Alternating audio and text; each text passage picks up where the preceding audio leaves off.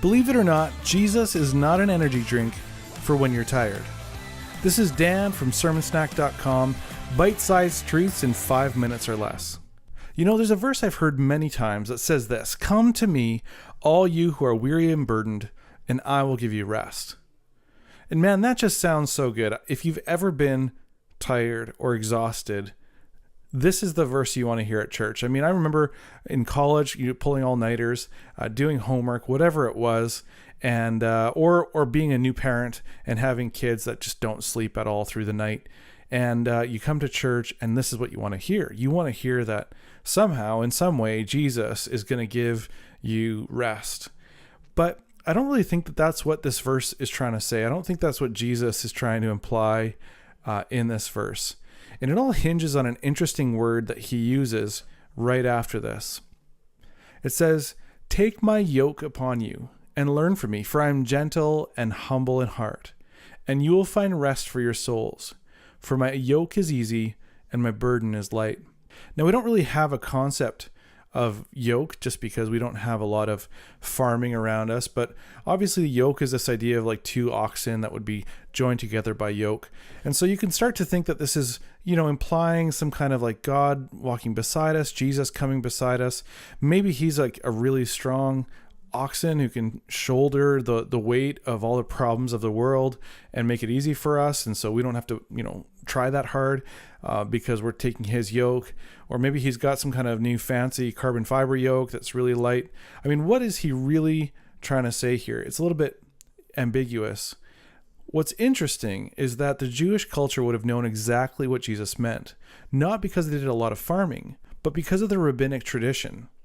So as a rabbi, you would have the disciples or the people that were following you as their teacher, and you would have an interpretation of the law and the prophets in the way that you understood God to invite you to live out your life, and that was called your yoke. And so a rabbi would say to his followers, "Take my yoke, learn from me," which is exactly what Jesus says.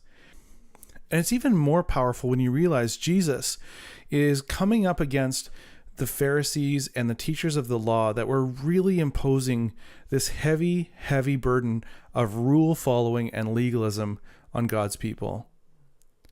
And so in that context, where people always felt like they didn't really know how to be right with God, and they had to know more rules, and they were always being told, there's one more thing you did wrong, and there's one more rule you need to remember, and don't forget this, and don't forget this. And that was the way they understood following God. That was the yoke they currently had. To hear Jesus say, "Take my yoke, for I'm gentle, I'm humble in heart, I'm not going to lord this over you. And then you will find rest for your souls, for my yoke is easy and my burden is light."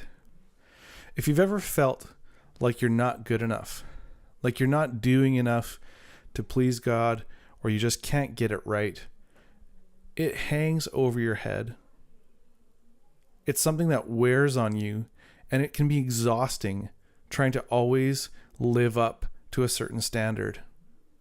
And I think that Jesus coming and saying just this completely different approach of grace with an invitation to following him and extreme discipleship, if you will, is something that's just profound. It's a completely different type of yoke or interpretation of the law.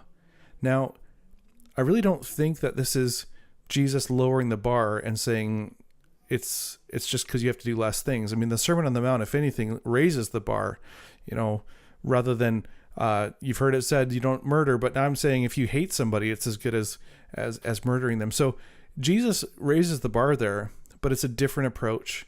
It's a different way of him being a rabbi and teaching us what God has for us and helping us to take on his yoke, to learn from him, to learn his ways, to learn the ways of Jesus. And while it may not be the energy kick or the caffeine boost that we sometimes feel we need, where it really matters with our souls, Jesus offers to give us rest. Thanks for listening. Don't forget to subscribe on Apple Podcasts or any other service where you like to subscribe to podcasts. You can also check us out online at sermonsnack.com.